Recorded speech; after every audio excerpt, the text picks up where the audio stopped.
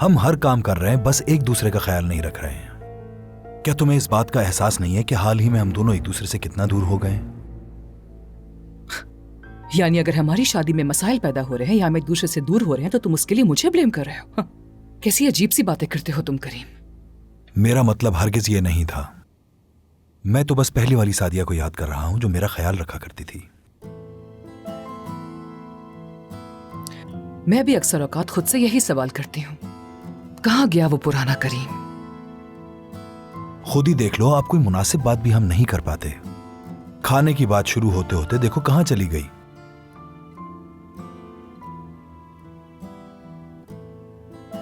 क्या ख्याल है तुम्हारा? क्यों ना सब कुछ भुलाकर कल रात एक अच्छे से खाने पर चलते हैं? क्या ख्याल है तुम्हारा?